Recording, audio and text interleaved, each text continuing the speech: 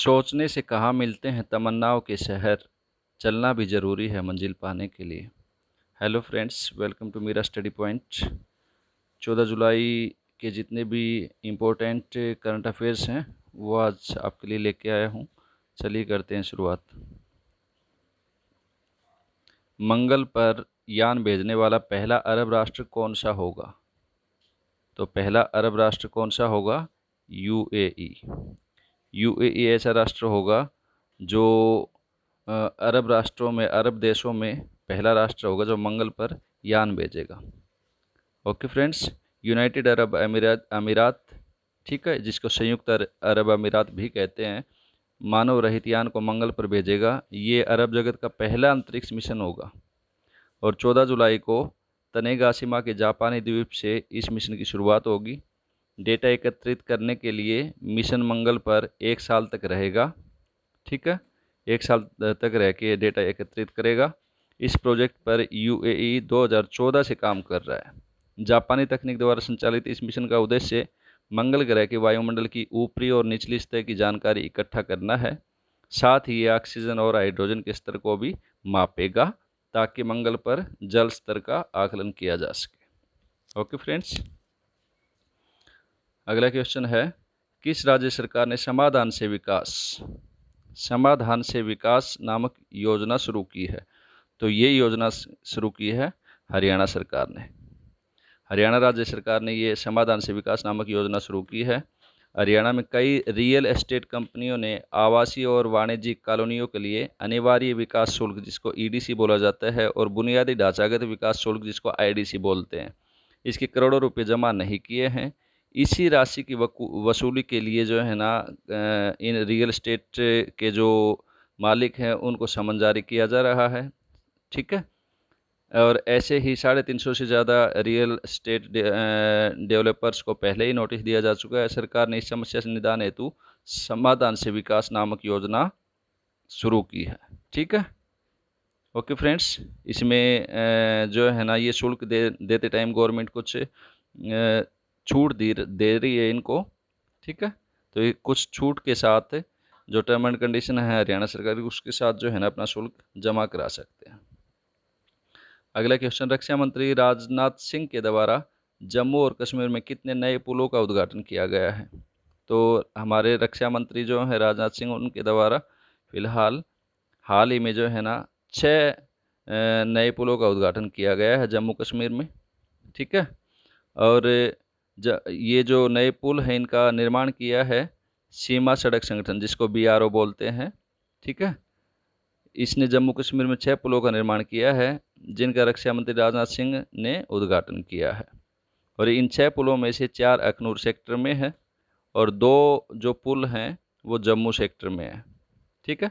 BRO का जिक्र हुआ है, तो बीआरओ की स्थापना 1960 में, हेडक्वार्टर है नई दिल्ली और अध्यक्ष हैं हरपाल सिंह। अगला क्वेश्चन है, हाल ही में यूरोपीय देशों के बाद किस देश ने पाकिस्तान अंतर्राष्ट्रीय उड़ान पर रोक लगा दी है? ओके फ्रेंड्स, काफ़ी चर्चा में है ये मामला।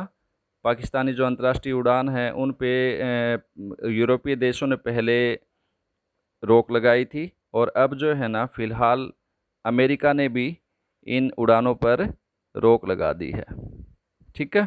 अमेरिका ने पाकिस्तान की इंटरनेशनल एयरलाइंस पर बैन लगा दिया है। अमेरिका ने इसके पीछे पाकिस्तानी पायलटों के सर्टिफिकेशंस को लेकर फेडरल एविएशन एडमिनिस्ट्रेशन की चिंताओं का हवाला दिया है। फर्जी लाइसेंस मामले में पाकिस्तान अपने कई पायलटों पर रोक लगा चुका है। पिछले महीने पाकिस्तान ने अपने तीसरे पायलट को फर्जी लाइसेंस के चलते हटा दिया था, ठीक है। तो मामला है फर्जी लाइसेंस का। फर्जी लाइसेंस की वजह से जो है ना, जो जितने भी देश हैं वो पाकिस्तान के साथ अंतर्राष्ट्रीय उड़ान पर रोक लगा रहे हैं। अगला क्वेश्चन, हाल ही में अमेरिकी नौसेना में पहली अश्वेत महिला पायलट कौन बनी है? ठीक है, अमेरिकी नौसेना की बात है। इसमें जो है ना आज तक कोई भी अश्वेत महिला, जो दक्षिण अफ्रीका की जो है ना मूल रूप से हैं, जिनको अश्वेत बोला जाता है, तो वो पायलट बनी हैं, ठीक है। अब तो उनका नाम है जे.जी. मैडलिन स्वीगल, ठीक है। मैडलिन स्वीगल जो है ये पहली अश्वेत महिला हैं जो अमेरिकी नौसेना में पायलट बनी है। ओके फ्रेंड्स, अमेरिकी नौसेना की एयर विंग में ये सम्मान पाने वाली वे पहली श्वेत महिलाएं उन्हें 31 जुलाई को ये सम्मान एक सम्मान समारोह में बैज के माध्यम से दिया जाएगा। अगला क्वेश्चन है, किस राज्य सरकार ने कोविड-19 के कारण विश्वविद्यालय की सभी परीक्षाओं को रद्द कर दिया है? यानी कौन सी राज्य सरकार है जिसने कोरोना की वजह से जितनी भी यूनिवर्सिटी की परीक्षाएं थी उन सब को रद्द कर दिया है? तो वो है यूटी, दिल्ली सरकार। ठीक है, इसने कोविड-19 के कारण विश्वविद्यालय की सभी परीक्षाओं को रद्द कर दिया है। बात हुई है दिल्ली की, तो दिल्ली के सीएम हैं अरविंद केजरीवाल और यहाँ के लेफ्टिनेंट गवर्नर यानी उपराज्यपाल हैं अनिल बैजल। ओके फ्रेंड्स, अगला क्वेश्चन है, हाल ही में जारी एक रिपोर्ट के अनुसार वैश्विक अर्थव्यवस्था कितने प्रतिशत कम रहने का अनुमान है? क्योंकि आपको पता है अभी फ़िलहाल कोरोना चल रहा है और तो उसकी वजह से जो है ना हर जगह अर्थव्यवस्था ठप हो चुकी है। तो वैश्विक रिपोर्ट एक जारी करी है, उसमें अर्थव्यवस्था कितने प्रतिशत कम रहने का अनुमान है? ठीक है, तो ये है 5.2% विश्व स्तर पे जो है ना अर्थव्यवस्था, सारी वैश्विक अर्थव्यवस्था 5.2% कम रहेगी अब की बार। कोरोना संक्रमण के बढ़ते मामलों को देखते हुए वैश्विक अर्थव्यवस्था में 2020 में 5.2% की गिरावट आने की आशंका है और दुनिया के लगभग सभी देशों की आर्थिक संभावनाएं धुंधली दिख रही हैं।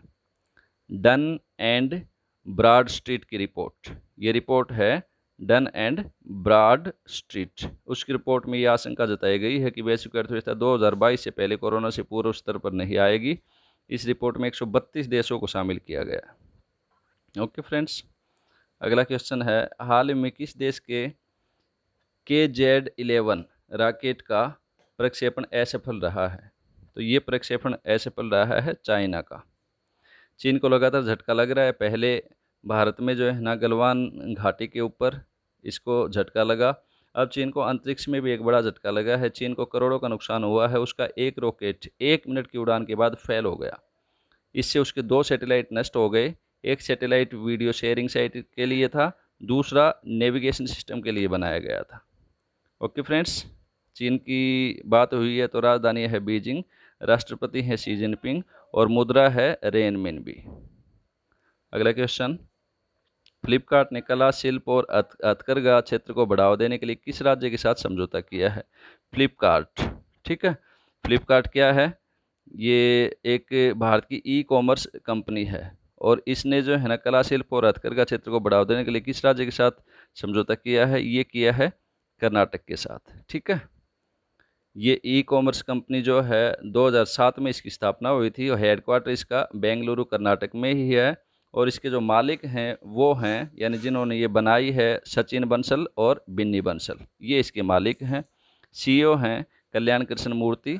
ठीक है, बात तो हुई है यहाँ बेंगलुरु की, तो बेंगलुरु की जो है ना कर्नाटक की राजधानी है ये और CM हैं अपने कर्नाटक के BS येदियुरप्पा, गवर्नर है वजुभाई वाला और बेंगलुरु में ही इसरो और हेल और विप्रो और इन्फोसिस इनके मुख्यालय हैं। ओके फ्रेंड्स, अगला क्वेश्चन, किस एरोस्पेस कंपनी ने भारतीय वायुसेना को 22 अपाचे और 15 चिनूक सैन्य हेलीकॉप्टर डिलीवर किए हैं?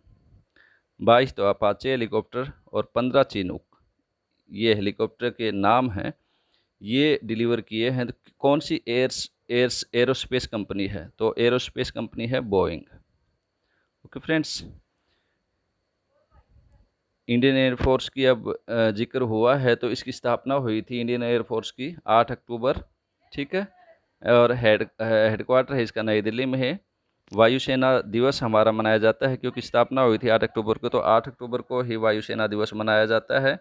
ठीक है, और वायुसेना अध्यक्ष हैं air chief marshal RKS Bhadauria. Okay friends, और ऐसे ही जो है ना आपको बता देता हूँ, तीनों जो हमारे जो सेना के अंग हैं उनके चीफ के नाम, थल सेना अध्यक्ष हमारे जनरल मनोज मुकुंद नरवाणे, नौसेना अध्यक्ष एडमिरल करमबीर सिंह और आपके जो है ना तीनों जो सेनाएं हैं उनके चीफ ऑफ डिफेंस जो बनाए गए हैं पिछले साल से वो हैं विपिन रावत। ओके फ्रेंड्स, ये आपको बार बार बताते हैं, याद कर लिया करो। अगला क्वेश्चन है, किस देश में 2018 में बाघों पर किया गया survey Guinness book of world record में दर्ज हो गया है? 2018 में बाघों पर सर्वे किया गया था, जो अब सबसे बड़ा सर्वे होने के कारण Guinness book of world record में इसका नाम दर्ज हो गया है। तो वो कौन सा देश था? वो देश था Bharat. Okay friends, the all India tiger estimation ने 1,21,337 वर्ग किलोमीटर में ये सर्वे किया था, जो विश्व का सबसे बड़ा सर्वे था। इसलिए भारत का इस सर्वे का जो नाम है वो Guinness book of world record में दर्ज हो गया है। अगला क्वेश्चन है, किस राज्य ने प्योर फॉर श्योर अभियान शुरू किया है? तो प्योर फॉर श्योर अभियान शुरू किया है अभी राजस्थान सरकार ने।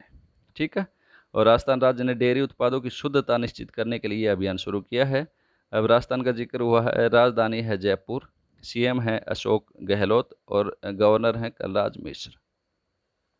अगला क्वेश्चन है, his holiness the 14th Dalai Lama an illustrated biography का लेखक कौन है?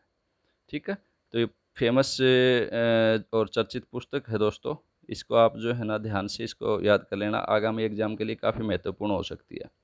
ठीक है, तो इसके लेखक हैं हमारे दाई लामा जो 14 में थे, इसके जो है ना इसके जीवन के बारे में है, तो इसके लेखक हैं यहाँ पे तेनजिन गए टेथोंग।